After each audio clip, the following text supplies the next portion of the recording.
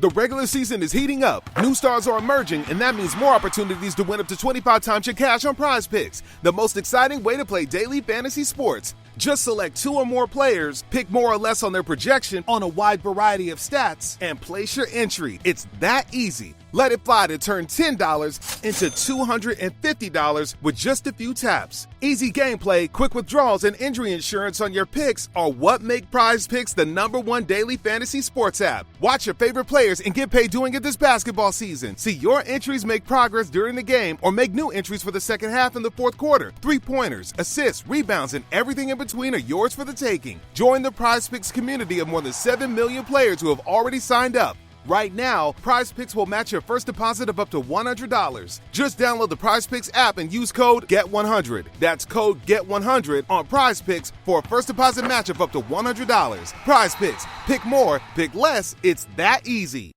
Hello there.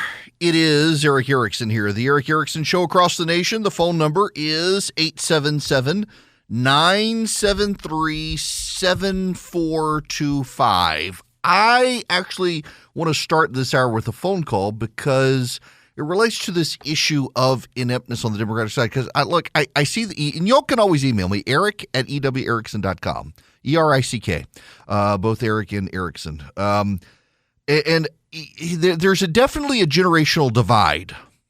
If you're older than me, you tend to think, no, this is all sort of a progressive plot, and they're thinking 5, 6, 7 moves ahead of us. And if you're younger than me, you're willing to say, yeah, these progressives are dumber than the old progressives, and they're really inept. That's where I am. I actually think there is a level of ineptitude here, and part of it is, well, I want to get into why that is, and maybe those of you who are older than me, maybe I can. And if you disagree, that's fine. But I've got some relevant data from a progressive out there that I think kind of shows what's going on here. And I want to talk about that in charter schools. There's a tie-in to this with charter schools. But before we get there, I want to go to Maureen, who's been waiting patiently. Maureen, welcome to the program. How are you? Hey, how are you? Great. What's going on? Well, I just had a thought on what you were talking about, and that is that I have a lot of conservative and progressive friends and family members who keep trying to tell me that all of the stuff that's going on right now is part of a massive master plan with some intricate, far-reaching, deep state scheme. Mm-hmm. And kind of not believing that because, we also talk about how foolish, idiotic, dense, sometimes even dementia-ridden our politicians are on both sides. And, you can't have it both ways. Right. They're either a bunch of bumbling idiots in a clown car, like you said, or they're super masterminds. But one does not equal the other. And plus, no one can keep their mouth shut for 10 minutes anyway, so how could you possibly pull off some kind of years-long master scheme anyway? Yeah, look, I see I'm with you on this, and I get that part of it is there's a segment on the right, particularly that inhabits MySpace and talk radio, that pays attention to groups like the World Economic Forum and others, and when they talk about the Great Reset, suddenly here come all these conservatives saying, oh, well, it came out of Davos and the World Economic Forum. This must be the Great Reset we're seeing. I just don't think that they are competent enough to pull it off, at least not the people of today, for a variety of reasons. And yeah, I mean, you can't have it both ways. If he's dementia-addled patient, and they're all a bunch of stoners and the like, they're not going to be the competent people. And if they're the super competent people, they're not going to put Joe Biden as the leader, even if they think they can run circles around, because they're not. They're not running circles around him. And it all depends, really. There's a demographic, generational age issue that I think comes to bear. And part of this, here's my perspective on this. And I really do, again, I'm not going to tell you something I don't believe, and maybe you'll at least understand my perspective on this. And I will start with, if they're really that Machiavellian and that good at this, they would figure out a way to get some bipartisan gains right now since they can't otherwise get stuff done in the Senate. And they would try to mitigate November, and they're not doing any of that. What they're doing is they're doubling down on things. They're interpreting their losses in 2020 as wins because Biden won. And they didn't really win in 2020. Elizabeth Warren, in her op-ed in the New York Times the other day, essentially said that the Democrats won in 2020. They picked up the Senate. Well, yeah, because Republicans in Georgia stayed home and gave it to them. They lost. They were expecting a Democratic wave in the House. They lost all but 5 seats. And Biden barely won. He may have won big in the popular vote, but in the Electoral College, he barely won. Matthew Iglesias, who actually I've never been a big fan of the guy because he's always been kind of, I don't know, he's been in that progressive bubble. And then he signed on to a letter several years ago. He worked for Vox. He was one of the Vox kids, one of the founders of Vox. And he wrote a letter, or signed a letter, that essentially called for tolerance of ideas, that we should not be in a battle of recrimination against ideas we don't like. And the people at Vox chased him off, and he's become a much more interesting writer since then. And I want to read you some of what he wrote. The Misinformation Cope.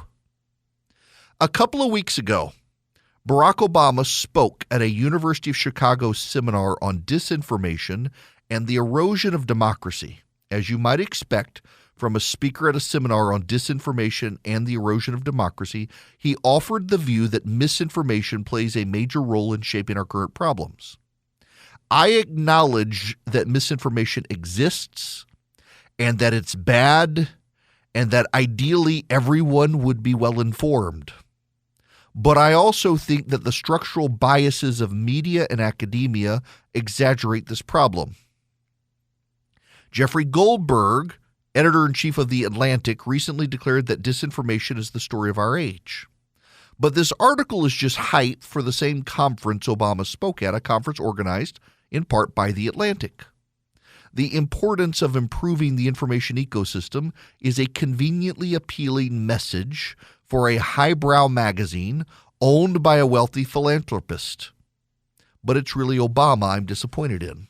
Barack Obama was a great politician, but while he's very influential among Democratic Party movers and shakers, he doesn't like to talk about the hard-knuckled aspects of his own approach to politics. And I agree with Michael Slabby that the misinformation focus among Democrats feels like a self-exculpatory cope. Now, here's the quote from Michael Slabby. Democrats are also seemingly prepared to blame disinformation for an ongoing lack of clarity and imagination, for an unwillingness to see their culpability in losing hearts and minds and failing to win them back, for an inconsistent ability to deliver for people. Failure of leadership is never the answer. The Russians, Trump, McConnell, and now disinformation. Never a lack of imagination, vision, organizing, effective long-term investments, being able to being valuable to people, empathy. Now back to Iglesias. Like a lot of dangerous ideas, the desire to blame misinformation contains a kernel of truth. Independents and less educated people are less knowledgeable about politics. And in the 2016 and 2020 cycles, Democrats picked up support from college graduates, largely women in 2016, joined by men in 2020, while losing support from non-graduates, largely white in 2016, joined by Hispanics in 2020. This is to say that Democrats have gained a lot of ground with demographics that correlate with being well-informed while losing ground with demographics that correlate with being poorly informed. It is certainly possible to interpret the trend as suggesting that some people have swung toward Trump because they are misinformed, while others have swung away from him because they are well-informed. But recall that 10 years ago, the late Rush Limbaugh had a running gag about low-information voters based on the true observation that at the time, Republicans were meaningfully better informed about basic political facts than Democrats. That's because, in addition to political attainment, political knowledge correlates with age. Young people are less informed than old people. And with gender, women are less informed than men. That's true, even if controversial. 10 years ago, there was a strong tendency for less educated white people to vote Republican, but that was offset by Obama's huge margins with black and Latino working class people. But in the 2012 realignment, Obama voters were not better educated than Romney voters, but women and young people did lean left while men and old people leaned right. He goes on from there, and I can leave it there from his point. What I want to get to, though, is the Democrats' misinformation cope. See, a lot of you are convinced they have a master plan. And here's the dirty little secret. They do have a master plan. They do. You're right. They do. I never said they didn't. They have a master plan. The problem is they're too inept to get it done. I mean, they brag about it. Look, a lot of us look at this World Economic Forum stuff that comes out, and the Great Reset. That's the big talking point in certain corners of the right these days, that, oh, this is all part of the Great Reset. The Great Reset is phraseology that comes out of the World Economic Forum, the Davos summit of the rich people. And, oh, they're trying to impose the Great Reset on it. They're taking advantage of COVID to reset the world. I'm old enough to remember when you guys, some of y'all thought that, the Council on Foreign Relations wanted a one world government, one world order. I've been waiting for this one world order government since I was a kid. Hadn't seen it yet. Oh, but it's coming. It's always coming in the minds of the conspiracy theorists. It's always coming.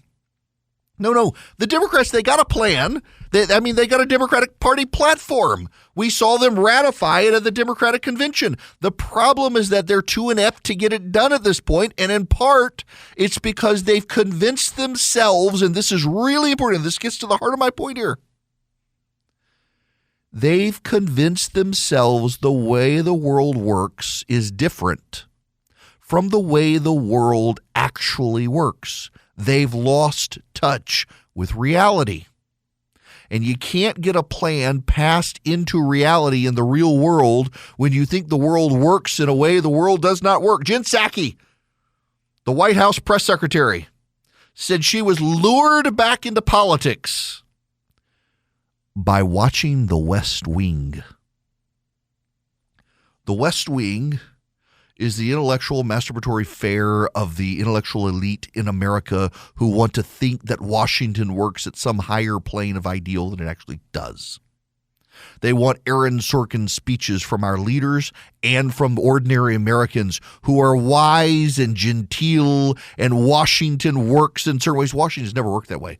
You want an idea of how Washington actually works? Watch Veep on HBO. That's been the joke in Washington for a while. I mean, we watch House of Cards and we watch The West Wing and we think that everybody in Washington is some Machiavellian strategist able to get things done. There's deep, dark secrets. That's not actually it. Washington used to maybe be filled with smart people who had visions for the future they wanted to enact. Washington today is filled with a bunch of inbred idiots on both sides of the aisle, no less. It's not just the Democrats. They're all a bunch of idiots whose daddies had money and they were able to get elected having had no meaningful achievement in life, with few exceptions. The bureaucracy is no better. The elite in our country these days are as inbred as the Roman Republican era. They're not very smart, and they are convinced that they are. So yeah, they got plans. They're just too inept to get them done. Occasionally, they luck into stuff, but more overwhelmingly, it is by accident, not by conviction, and not by force of personality. The only time the Democrats have been able to get anything significantly done in the last few years was Obamacare in 2010 because they had 60 seats in the Senate. And then they got wiped out because of it. And a lot of it has to do with misinformation now. They are convinced that you are lied to. They are convinced that you don't know the way the world works. They are convinced that if only you knew their truth, you would go along with them, and that's their frustration, is they've convinced themselves that the world is so full of misinformation and disinformation, and that's the problem. That makes them, of course, head towards authoritarianism while telling themselves Trump's really the authoritarian. But at the end of the day, while they're so convinced that you're all been lied to and duped, they're too inept to get anything done. I'm used to a Democratic Party that could look out a decade in the future and plan it out and say, these are the steps we're going to take incrementally over time, and we're going to get bipartisan buy-in on these initial things. We're going to take the very popular things. We're going to get Republicans to go along with it because, after all, who wouldn't support this stuff? And then over time, once they got all that stuff done to head toward their plan, then suddenly they do the less popular stuff, but they would have the votes to be able to get it done. The current Democratic Party is so convinced that everything they do is popular, and the reason you don't like it is you're lied to. They can't understand that what they actually want to do really isn't that popular. Or it's popular, but the messengers trying to sell it are too out to lunch to relate to anyone and convince them it's so. Hello there. It is Eric Erickson here. The phone number is 877-973-7425. I got to go back to this Aaron Blake piece at the Washington Post on the rise of solo judges nixing nationwide policies. He points out in the piece it was a problem for Obama. It was also a problem for George W. Bush, by the way. But then Obama, and then really Trump, and now Biden, all because of the mask mandate. He writes, back in 2017, when the GOP-controlled House held a hearing on national injunctions, Notre Dame law professor Samuel Bray, a noted academic and national injunction critic, suggested that both parties had reason to stop this back and forth. Now, turnabout is fair play, he said. In other words, whether you are Democrat or Republican, sometime in the last 3 years, your ox has been gored by the national injunction. My hope is that this bipartisan pain offers an opportunity. We do not have to be distracted by the latest national injunction. We can take a longer view. We can get the law right. Since then, neither Congress nor the Supreme Court has shown desire to do anything. A 2021 Congressional Research Service published report noting no federal statute explicitly authorizes the courts to issue some injunctions, nor does any statute expressly limit their ability to do so. And the Supreme Court has not expressly ruled on the legality of nationwide injunctions. Clarence Thomas, Neil Gorsuch, and Brett Kavanaugh, among others, have all complained about nationwide injunctions. Gorsuch wrote that these orders share the same basic flaw. They direct how the defendant must act toward persons who are not parties to the case. Jeff Sessions and then William Barr, the attorneys general for Donald Trump, also called for an end to nationwide injunctions, jointly writing an op-ed in the Wall Street Journal. But Congress and the Supreme Court have done nothing. Ironically, maybe it is a federal judge in Florida getting rid of the nationwide mask mandate that could do this. Although hers is somewhat different because she's not enjoining enforcement. What she did is she vacated a federal regulation. And by saying the federal regulation falls, that applies nationwide. There's not an enjoinment from acting nationwide. It would be great if there was some ability, some time, some opportunity to do something. But I just, again, find it very funny that they waited until the Biden administration for the mainstream media to lament this. And of all things on the mask mandate, there's polling out that shows a majority of Americans oppose the mask mandate.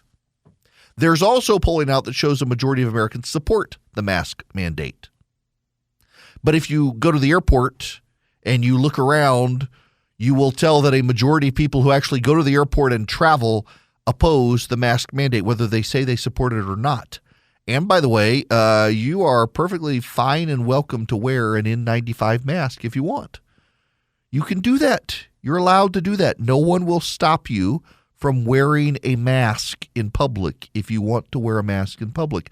And if you wear an N95 mask and you seal it properly, you don't have to worry about anybody else not wearing a mask. That's the crazy thing here is that but I'll be more secure. No, someone else wearing an N95 mask is not going to improve your odds. You wearing the N95 mask yourself are taking your life into your own hands and doing your own risk assessment and keeping yourself as safe as possible. Forcing other people to comply for your concern is selfishness. It's not about loving your neighbor at that point. It's selfishness because the N95 mask will give you complete protection. Hello there. The phone number, if you want to be on the program, 877-973-7425. I got to play you an ad. This is, if you're a longtime listener, you know, during campaign season, I love to play campaign ads because you learn so much from their message. This is one of the most hotly contested races in America today. I'm just going to let you, that's all I'm going to say is one of the most hotly contested races in America today. Listen to the message and then we'll discuss. And it relates to everything else I've been talking about. I'm Raphael Warnock. I'm a dad, a senator, a pastor, but a magician? I'm not. So in just a year in the Senate, did I think I could fix Washington? Of course not.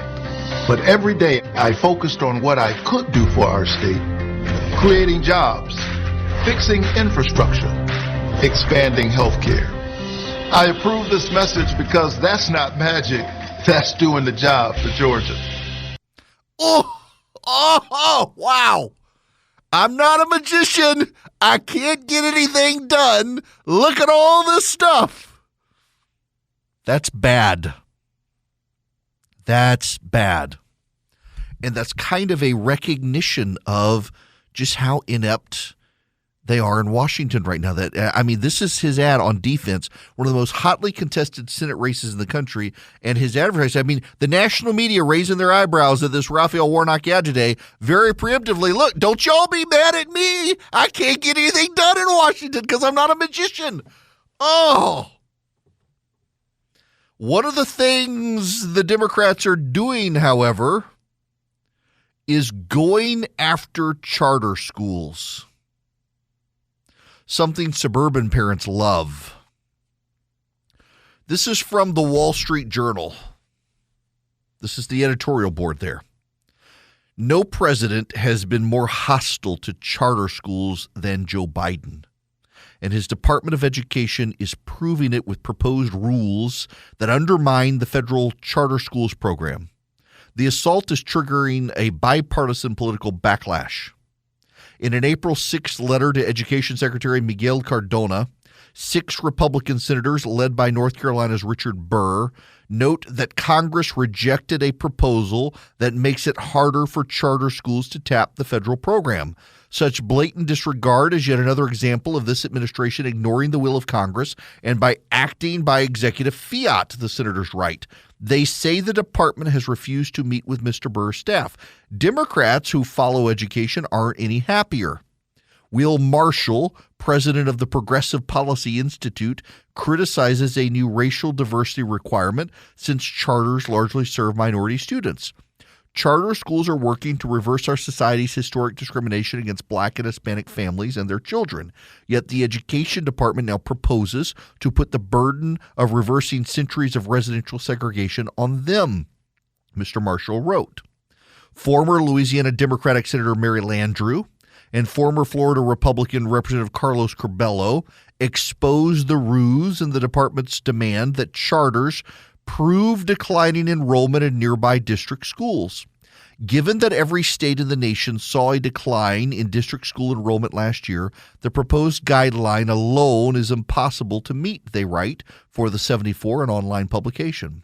None of the bureaucratic hurdles in these proposed rules are tied to what really matters, fostering educational innovation and academic achievement. Now, I'll stop there. Let me explain to you what's going on here.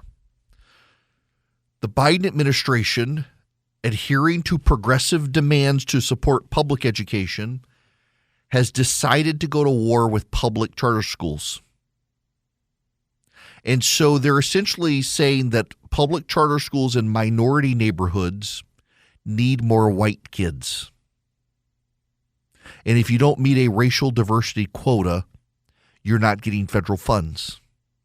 On top of that, they want charter schools to show that they're not to blame for the decline in population in public schools around them. They're not really providing guidelines for how they can do that. Democrats and Republicans alike are mad about it. You know who hasn't said anything yet? Someone like Raphael Warnock, a Democratic senator, who is in a sticky position because progressives want to end charter schools. Stacey Abrams, running for governor in Georgia, wants to end charter schools. She sees them as an affront to public schools. More and more Black and Hispanic parents are sending their kids to charter schools to escape failing public schools. And Democrats want to get rid of them. There is a real problem for the Democrats here, and it goes back to their bubble that they're in. And that's why, ultimately, I fall on the side of ineptitude, not some master plan here. They've got one. They just can't get it done because they've lost touch with the people. There was a, hang on, I mentioned it before. E. Sherman poem. Get another people. I'm having to Google because I can't remember. Yes, Die Lösung, the solution. It's the Bertolt Brecht poem about East Germany, published in 1959 in the West German newspaper Die Welt. It was about the East German uprising. After the uprising of the 17th of June, the secretary of the Writers' Union had leaflets distributed to the Stalanali, stating that the people had forfeited the confidence of the government and could only win it back by increasing work quotas. Would it not in that case be simpler for the government to dissolve the people and elect another?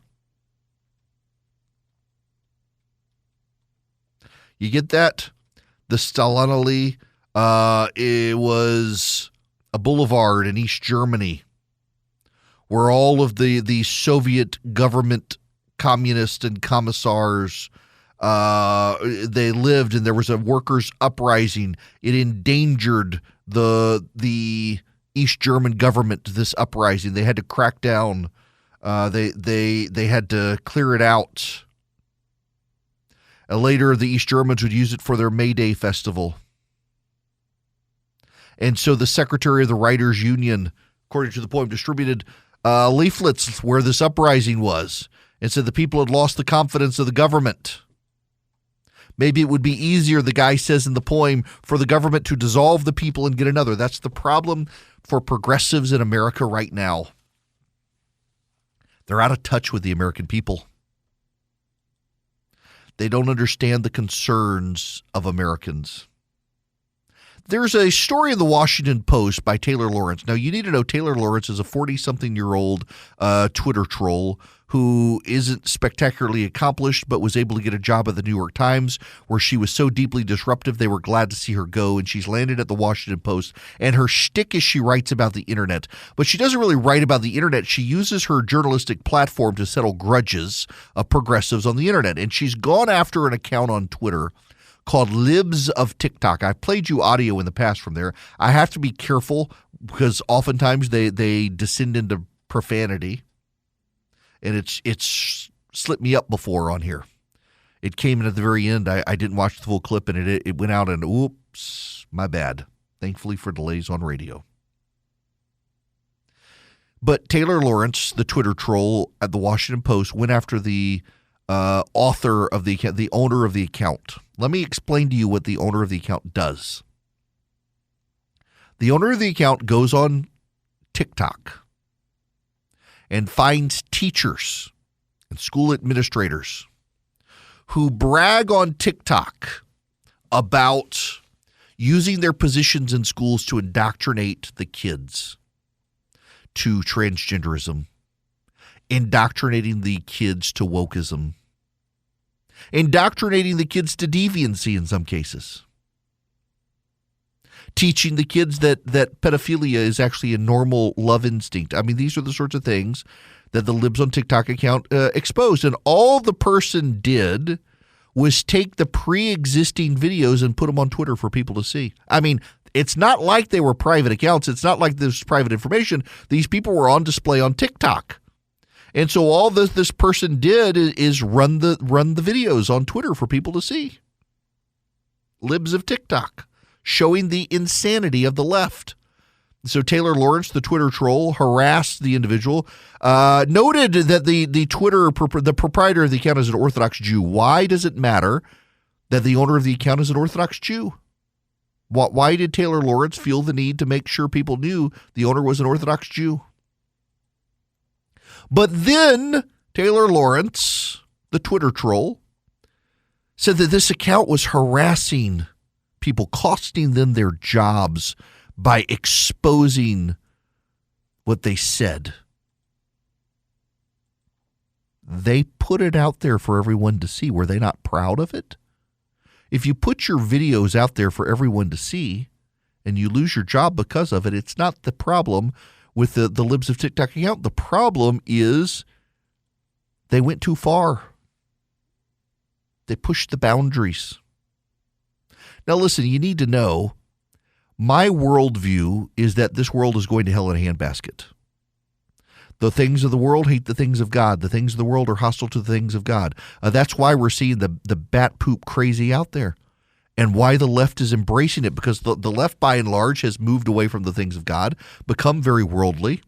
This is where the things of the world are, and so they embrace these things, these ungodly things, the things of the world, and it's going to keep getting worse. You're not going to be able to escape it by and large. You will be made to care. And then there will come a final day, and we will watch them all be swept off into hellfire, and we'll go on about our business, victorious at last. But right now, the left believes it's culturally dominant. After Barack Obama, they really did think that they were culturally dominant. They looked at Donald Trump's victory. First, they told themselves that it was the Russians. The Russians had stolen the election. Then they looked at the popular vote. Hillary Clinton won. They looked at the popular vote of Joe Biden. They said, look, we really are. We're in the majority now. We're in the majority. We can do these things. We can live our best life now and show it off and flaunt it and force everybody else to go along with it. They weren't prepared for the backlash. They never saw the backlash coming. And what's happening now is black and Hispanic voters are moving to the right because of it. And they think they're dominant. That's why they don't think they need any special skills to deploy their long-held beliefs in their master plan, that they should just be able to go with it. And it's made them inept and incompetent because they don't have the people on their side, and they're convinced they are. And to the extent that they realize people aren't with them, they've convinced themselves it's misinformation. If only you really knew the truth, you would totally be for man-boy love. I mean, that's where they are. They can't acknowledge that the public isn't with them, because in their world, the public is with them. And reality is starting to creep into the politicians of how bad it is, which is why you have a guy like Raphael Warnock having to come out and say, hey, my bad. I couldn't get anything done in Washington. It's that broken. I couldn't get it done. I'm not a magician. I'm sorry. But look, I was able to get you some money for job creation and protect something. But the left is coming after the charter schools in Georgia. The left is coming after you Christians. The left is coming for everybody. And they can't stop themselves. They can't help themselves because they're in a bubble with the media that tells them, yes, everybody's on your side. If they're not, it's because they're willful idiots being lied to. They're QAnon. And so charge straight up the hill towards the parents. Behind the parents, their children. The parents are prepared to fire down Bunker Hill when they see the whites of their eyes to protect their kids from the pedophiles and the perverts who are in their school systems, and the left thinks it's this Libs and TikTok account. That's the problem. No, the problem is you got a bunch of perverts and pedophiles and groomers and others for real, and you don't even see it. You don't even recognize it because you're in a bubble. The world has turned against you. Now, I am mindful that the world will eventually get its way. The things of the world hate the things of God. And if we're in the end times, we're only in the beginning of it, so it's going to get worse for those of us of faith. I understand that. But right now, what the left doesn't understand is there are so many people within their bubble affirming them, telling them they're right, the convictions that they have are real, that they should go forward, full speed ahead, Damn the torpedoes. They're about to hit the torpedoes of the parents' rights movement who are appalled at what's going on. And the best they got is, well, they're just misinformed people. No. They know what's coming, and they're going to fight you for it, and they're going to fight you for their children's future. And the media keeps affirming you and saying it's the parents who are the bad guy. Y'all are about to find out at the ballot box that you don't control the culture the way you think you do, and you are too clueless to realize what's coming. Now, let's clear the air here. The Eden Pure Thunderstorm. It can eliminate the foul odors, the sulfurous odors of people of the left coming into contact. It gets rid of those odors. It gets rid of the smoke odors. It gets rid of the musty odors. It gets rid of the pet odors. And it packs it all up. For a small device, you can hold it in your hand. You can even plug it in with a USB cord in your car. If you got a USB outlet, you just use the USB cord that comes with it, plug it in, and poof, eliminates the odors. It also gets rid of the mildew and the mold and the pollen, the bacteria, and it's filterless. You just wipe it out on occasion. And right now, you can get 3 of them. In fact, a certain person who will remain nameless, Philip, got cigar smoke in his vehicle. And we were able to get it out with the Eden Pure Thunderstorm. You just put it in the car, left, let it run for 30 minutes, and it fixed itself. The odors went away. You can get 3 of them for less than $200 by going to EdenPureDeals.com. And you put Eric, E-R-I-C-K, 3 in the window on the front page for the discount code, Eric3. You get 3 Eden Pure Thunderstorms for less than $200. You save $200. You get free shipping. EdenPureDeals.com. The discount code is Eric3, E-R-I-C-K 3. Go there now. This hour of the program brought to you by First Liberty Building and Loan. They are in Noonan, Georgia, but don't let that discourage you wherever you are. Portland, Oregon, Orlando, Florida, Kennebunkport, Maine. They can help your business grow.